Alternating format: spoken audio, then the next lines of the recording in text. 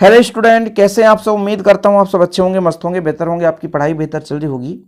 Board exam 2023 की तैयारी के लिए बच्चों हम लगातार आपके लिए निरंतर क्लास ले रहे हैं। इसके पहले हमने दिष्टकरण क्या है, अर्धतरंग दिष्टकारी रूप का पूरा संक्षिप्त वर्णन किया था, मतलब कम समय में आपको समझाने की कोशिश की थी। यदि आपने अर्धतरंग दिष्टकारी रूप पढ़ा है तो पूर्ण तरंग दिष्टकारी रूप यूं आसानी से आपसे बन जाएगा। क्वेश्चन कैसे बनेगा, सबसे पहले आपको यह देखना जरूरी है कि दिष्टकरण क्या है। पूर्ण तरंग दिष्टकारी के रूप में पीएन संधि डायोड का वर्णन निम्नलिखित शीर्षकों के अंतर्गत कीजिए। पहला शीर्षक परिपथ का नामांकित चित्र, दूसरा कार्यविधि, तीसरा निवेशी विभव और निर्गत विभव का समय के साथ परिवर्तन आरेख। ये आपके पास क्वेश्चन है और इन बिंदुओं के आधार पर आपको समझाना है। सबसे पहले दिष्टकरण की परिभाषा पूछी ही जाएगी, चाहे वो अर्ध तरंग दिष्टकारी रूप क्वेश्चन बने, चाहे वो पूर्ण तरंग दिष्टकारी रूप क्वेश्चन बने, दिष्टकरण की परिभाषा पूछी ही जाएगी बच्चों। दिष्टकारी है क्या, दिष्टकरण है क्या, दिष्टकारी भी परिभाषा में बताऊंगा, चिंता ना करें। दिष्टकारी क्या है वो मैं बताऊंगा, लेकिन अभी दिष्टकरण की बात कर रहे हैं। दिष्ट मतलब दिष्ट धारा, करण मतलब बदलना, यानी प्रत्यवर्ती धारा को दिष्ट धारा में परिवर्तित करने की जो प्रक्रिया है वो दिष्टकरण कहलाता है। और जिस उपकरण के द्वारा हम यह प्रक्रिया करते हैं वो उपकरण दिष्टकारी कहलाता है। दिष्टकरण मतलब दिष्ट धारा में बदलना या दिष्ट धारा या विभव में परिवर्तित करना। तो किसको बदलेंगे, धारा कितने प्रकार से होता है, दो प्रकार से होता है। एक तो आपका प्रत्यावर्ती धारा, दूसरा आपका दिष्ट धारा। दो ही धारा है, तो हम प्रत्यावर्ती धारा को दिष्ट धारा में बदलें तो वो प्रक्रिया हमारा दिष्टकरण कहलाता है। और जिस उपकरण के माध्यम से ये प्रक्रिया करते हैं, ये बदलते हैं, उसे हम बोलते हैं दिष्टकारी। क्या बोलते हैं बच्चों, दिष्टकारी। समझ में आया।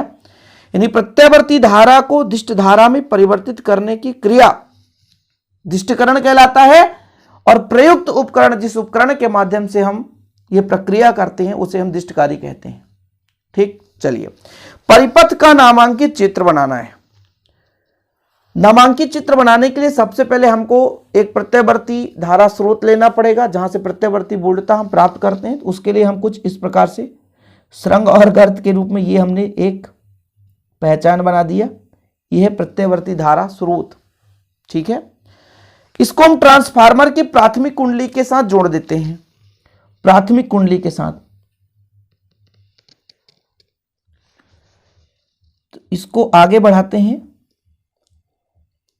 ट्रांसफार्मर के प्राथमिक कुंडली, ध्यान ये रखना है कि जो ट्रांसफार्मर प्रयोग करते हैं बच्चों, वो ट्रांसफार्मर अपचायी होता है। तो यहां पे हम कुंडली प्राथमिक बना रहे हैं ट्रांसफार्मर का। ठीक है, और ट्रांसफार्मर का पहचान क्या है, ये दो लाइन खींच दो आप, ये दो लाइन खींच दो, ये बन गया ट्रांसफार्मर। क्या बन गया, ट्रांसफार्मर बन गया। ठीक है, और द्वितीय कुंडली यहां पर हम बनाएंगे, लेकिन द्वितीय कुंडली में फेरों की संख्या कम होनी चाहिए। ठीक है, ये द्वितीय कुंडली में थोड़ी सी फेरों की संख्या कम रहनी चाहिए। ठीक, आगे बात करते हैं, इसको आगे बढ़ाते हैं। यहां पे जो हम डायोड जोड़ने वाले हैं, तो जैसे हम मान के चलते हैं एक सिरा ए है और द्वितीय कुंडली का सिरा बी है, दोनों सिरों के साथ हम डायोड जोड़ते हैं, यानी पीएन संधि डायोड। तो डायोड का पहचान क्या होता है बच्चों, कुछ इस प्रकार से डायोड का पहचान है। तो यहां पर एक डायोड लग गया और एक डायोड आप यहां पर जोड़ दो, तो ये डायोड D1 हो गया और ये डायोड D2 हो गया, मतलब दो डायोड हमने जोड़ रखा है। ठीक, इसको आगे बढ़ाओ। ठीक है, ये हमने दो डायोड जोड़ दिया बच्चों। अब हम करते क्या हैं कि एक लोड जोड़ना है, लोड। तो यहां पे हम एक लोड जोड़ देते हैं, ये लोड है। ठीक है, और ये हमने लोड जोड़ दिया, इसको हमने C दे दिया, इसको हमने D दे दिया, और फिर इस परिपथ को पूर्ण करना है आगे बढ़ा करके। ये आगे हमने बढ़ाया और ये हमने इस परिपथ को पूर्ण कर दिया। ठीक है बच्चों, यहां तक क्लियर हो गया। और ये जो हमारा मिलने वाला निर्गत वोल्टता है, ठीक है, और ये जो हमें मिला वो AC अल्टरनेट करंट, यानी प्रत्यावर्ती बोल्टता है,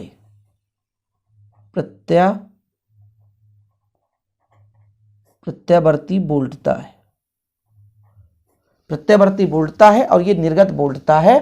ध्यान ये रखना बच्चों, ये ट्रांसफार्मर है और ये प्राथमिक कुंडली जिसे हम प्राइमरी बोलते हैं, और ये हमारा सेकेंडरी कुंडली, हम आपको समझा रहे हैं। ठीक, ये हमारा चित्र बन चुका है, जो जो हमने किया है, मतलब यहाँ पे जो जो हमने बनाया है। इसको हम D1 दे देते हैं, यहाँ पे हम ऐसा इसको बंद कर सकते हैं और इसको हम D1 दे देते हैं। डायोड है, पीएन संधि डायोड, पी और प्रकार और एन प्रकार के अर्धचालक को जोड़ते हैं तो हमारा डायोड बन जाता है, और ये डायोड D2 हो गया। ये अपचाई ट्रांसफार्मर है। अपचाई ट्रांसफार्मर जो वोल्टेज को कम कर देता है, प्राथमिक कुंडली में फेरों की संख्या अधिक और द्वितीय कुंडली में फेरों की संख्या कम होती है, ये अपचाई ट्रांसफार्मर का पहचान है। ये अपचाई ट्रांसफार्मर का क्या है बच्चों, पहचान है। दिष्टकरण क्या है, प्रत्यवर्ती धारा को दिष्ट धारा में बदलने की प्रक्रिया। क्वेश्चन कैसा, नामांकित चित्र। तो यहां पर आपको नामांकन करना है। नामांकन मतलब जो आपका एसी है, ये एसी क्या है आप ही बताइए। तो ये निवेशी प्रत्यावर्ती बोल्टता है। एसी क्या है, निवेशी प्रत्यावर्ती बोल्टता। इसके बाद जो आपका टी है वो अपचाई ट्रांसफार्मर है। D1 D2 क्या है, पीएन संधि डायोड, और आर जो है बच्चों वो लोड है। आर जो है क्या है, लोड है। लोड मतलब जैसे आप किसी परिपथ में एक बल्ब लगा दो तो लोड ही ले रहा है ना, ये चीज है लोड है। यहां तक फिलहाल अभी इतना समझ लो, तब सब कुछ आपको समझ में आएगा। इतना क्लियर। अब मुद्दे की बात करते हैं, कहानी यहां से स्टार्ट होने वाला बच्चों।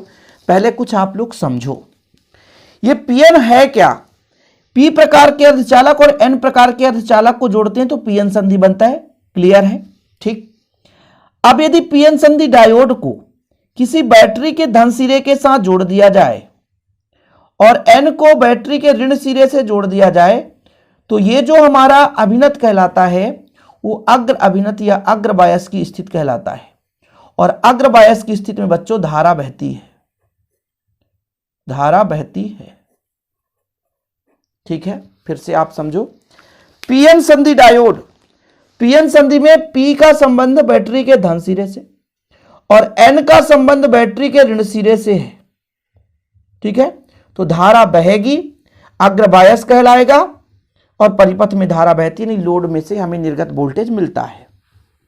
दूसरा कंडीशन, यदि पीएन संधि डायोड, थोड़ा समझने की कोशिश करेंगे आप लोग, उल्टा हो जाए, पीएन संधि डायोड उल्टा हो जाए बच्चों।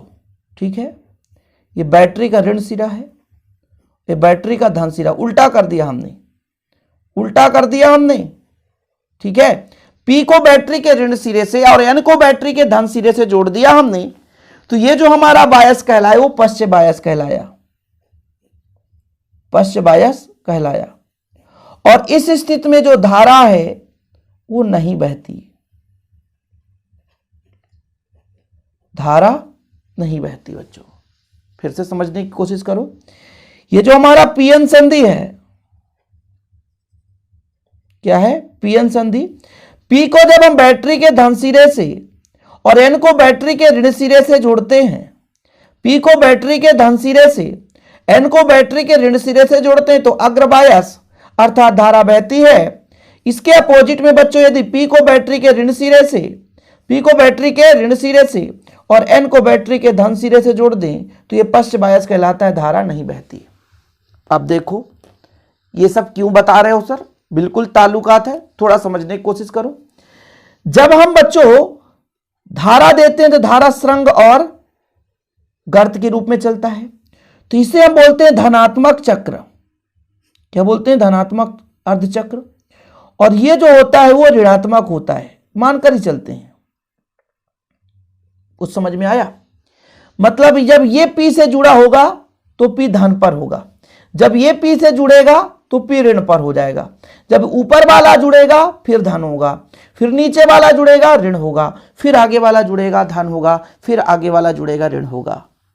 और जब ये धन पी से जुड़ेगा तो वो अग्रबायस कहलाएगा, धारा बहेगी। लेकिन जब ऋण पी से जुड़ जाएगा तो पश्च बायस कहलाएगी, धारा नहीं बहेगी। कंसेप्ट को समझो तब सब कुछ समझ में आएगा, अन्यथा कुछ पल्ले नहीं पड़ने वाला बच्चों। 2 मिनट का खेल नहीं है।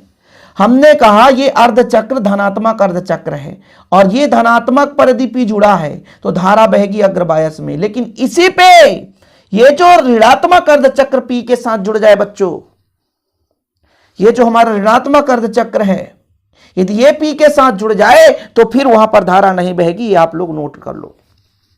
यदि ये धनात्मक अर्धचक्र पी के साथ जुड़ा है तो धनात्मक अर्धचक्र है, और यदि ऋणात्मक है तो ऋणात्मक अर्धचक्र जुड़ जाएगा। तो जब धनात्मक है पी के साथ तो अग्रबायस धारा बहेगी, और हां जब ये ऋणात्मक पी के साथ जुड़ गया तो उस स्थिति में धारा नहीं बहेगी। इतना ध्यान रखो, और इतना बन गया तो सब कुछ कंप्लीट है। नामांकित चित्र हो गया, कार्य विधि है, बाकी आरेख में आधा बता दिया, आधा बता दूंगा, बिल्कुल चिंता ना करो। अब होता क्या है बच्चों, देखिएगा जरा।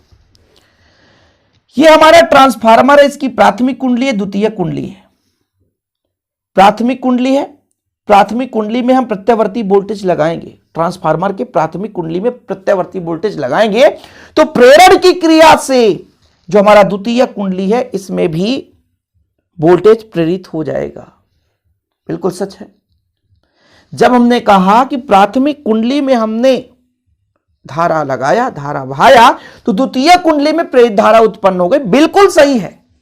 अभी हमने प्रत्यावर्ती वोल्टेज आरोपित किया था तो प्रेरित धारा भी प्रत्यावर्ती वोल्टेज ही है। अभी हमको इसको दिष्ट धारा में बदलना है। क्या करना? दिष्ट धारा में बदलना है। थोड़ा ध्यान देंगे बच्चों आप लोग, तभी समझ में आएगा। क्योंकि मैंने कहा है आपको, जो धारा चलती है बच्चों वो सुरंग, फिर गर्त, फिर सुरंग, फिर गर्त, फिर सुरंग, फिर गर्त, इस क्रम में आगे चलती है। फिर सुरंग, फिर गर्त, फिर आगे चलती जाती है। नहीं, जो धारा है वो किस क्रम में बदलती है? पहले सुरंग, फिर गर्त में, फिर सुरंग, फिर गर्त में, फिर सुरंग, फिर गर्त में, फिर सुरंग, फिर गर्त में, और यही क्रम बच्चों आगे चलता जाता है। जब सुरंग होगा तो वो धनात्मक अर्धचक्र, जब गर्त होगा वो ऋणात्मक अर्धचक्र होगा। तो हमने कहा कि ट्रांसफार्मर में प्राथमिक कुंडली में प्रत्यावर्ती वोल्टेज लगाया गया, द्वितीय कुंडली में प्रेरित वोल्टेज उत्पन्न हो गया। चलो, ये जो प्रत्यावर्ती धारा है बच्चों, जो प्रेरित हुआ है, उसके प्रथम अर्धचक्र की बात कर रहे हैं। ये जो प्रथम अर्धचक्र है तो इस स्थिति में जो ए है वो धनात्मक पर है। यदि एक धनात्मक पर है तो एक ऋणात्मक पर होगा, ये तो डेफिनेट है, सबको पता है ना। यदि एक धनात्मक है तो एक ऋणात्मक पर होगा।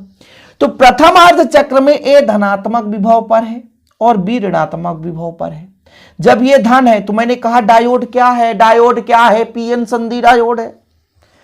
पीएन संधि का मतलब पी और एन से मिलकर बना है।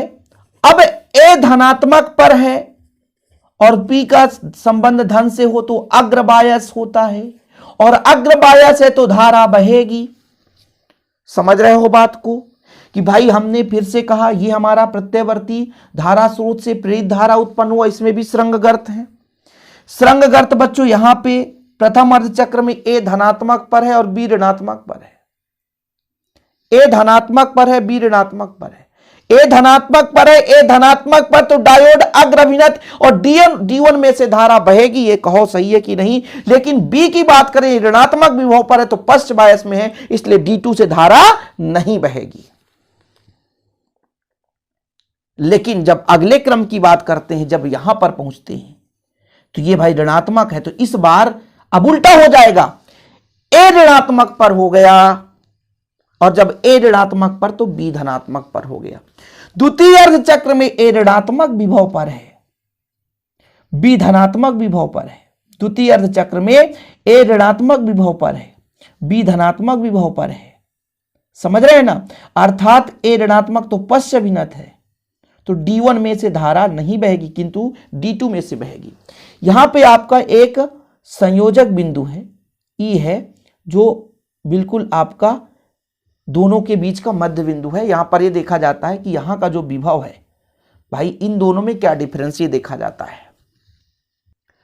तो वैसे भी यदि मैं ए की धनात्मक की बात करूं तो यहां से धनात्मक होगा, बी की धनात्मक कहूं तो यहां से ज्यादा धनात्मक होगा, ये ऋणात्मक पर होगा। पहले आप कंसेप्ट को समझो कि द्वितीय अर्धचक्र में मैंने कहा जो आपका ए है वो किस विभव पर है? ऋणात्मक पर। तो ई के तुलना में जब ए ऋणात्मक पर हो गया तो ये पश्च हो गया, और पश्च हो गया तो अब इस बार इसमें से धारा नहीं बहेगा, किंतु ये धनात्मक है तो इस बार इसमें से धारा बहेगा। मैंने पहले भी कंसेप्ट समझाया कि पी एन संधि में पी जब धनात्मक क्षेत्र से जुड़ा हो तो उसमें से धारा बहेगी, और यदि पी ऋणात्मक से जुड़ा हो तो पश्च बायस हो, धारा नहीं बहेगी। तो जब ये धनात्मक में था तो ये पीएन संधि डायोड अग्रभिन्नत में था, और अग्रभिन्नत में था तो धारा बह रही थी। लेकिन बच्चों उल्टा हुआ, जब ये ऋणात्मक पर हो गया तो ये धनात्मक पर हुआ, तो अब इस बार इधर से धारा बहेगी। मतलब एक बार इधर से धारा बह रहेगी, एक बार इधर से धारा, कुल मिलाकर के पूर्ण तरंग प्राप्त होगा, कहीं पे गैपिंग नहीं होगी। जब हमने केवल एक डायोड जोड़ा था तो उसे हम अर्ध तरंग दिष्टकारी रूप बोले थे। जब हमने दो प्रकार से यानी दो डायोड जोड़ दिया तो एक बार पहले गेट से जाना है व्यक्ति को, दूसरे बार दूसरे गेट से जाना है, तो कहीं पे गैपिंग होना ही नहीं है, कहीं पे गैपिंग होना नहीं है। थोड़ा आपको मैं समझाने की कोशिश कर रहा हूं, चेष्टा कर रहा हूं, ठीक, थोड़ा समझने की कोशिश करिएगा, बिल्कुल समझ में आएगा। भाई ये समय के साथ आरेख भी तो खींचने के लिए बोला है, खींचना तो पड़ेगा ही, नहीं तो फिर समझ में नहीं आएगा। देखो जरा, बोला भाई साहब ये जो धारा है पहले सुरंग की रूप में होती, फिर गर्त, फिर सुरंग, फिर गर्त, फिर सुरंग, फिर गर्त, फिर सुरंग। ये बिल्कुल सही है, ऐसे ही चलता है, सही है कि नहीं? और इसे बोलते हैं बच्चों निवेशी वोल्टता। क्या बोलते हैं? निवेशी वोल्टता। ये धारा सुरंग गर्त के रूप में चलती है, इसे बोलते हैं निवेशी वोल्टता। निवेशी वोल्टता। अब हमने कहा कि भाई जब ये धनात्मक पर तो बी ऋणात्मक में, तो बी में से मत जाने दो, D2 में से मत जाने दो ना, धारा ये नहीं भाता, क्योंकि बी ऋणात्मक पर है तो ये पश्च अभिन्नत में है, लेकिन D1 तो अग्रभिन्नत में है, तो निवेशी मिलेगा कि नहीं? बिल्कुल मिलेगा। दूसरे बार की बात आ गई कि अब ए जो है ऋणात्मक पर हो गया लेकिन बी धनात्मक, तो इस बार D1 कहेगा रुक जरा, लेकिन D2 कहेगा अरे भाई तू क्यों रोक रहा, मैं हूं ना, चलो तू रोक दे मैं। इसलिए भाई ये पहले बार D1 के द्वारा, दूसरी बार D2, फिर D1, फिर D2 है, फिर D1, फिर D2। तो भैया ये पूर्ण तरंग होता है। अर्ध तरंग में एक बार जा रहा था, एक बार नहीं, एक बार मिला, एक बार नहीं, तो ये अर्ध तरंग हो गया था। तो ये हमारा मिला निर्गत वोल्टता। ठीक है बच्चों, बस इतना ही तो है, यही तो आरेख, और जितना मैंने समझाया वही तो वर्णन है। इसका स्क्रीनशॉट आपको मिल जाएगा आगे चलकर। ओके बच्चों, आज के लिए इतना ही। वीडियो पसंद आया तो लाइक करके शेयर कर दें, स्क्रीनशॉट ले लेना जितना लिखना है। हालांकि मैंने समझा दिया जितना लिखना है, उम्मीद करता हूं आप लोग समझ गए होंगे। ओके बच्चों, जय हिंद, वंदे मातरम।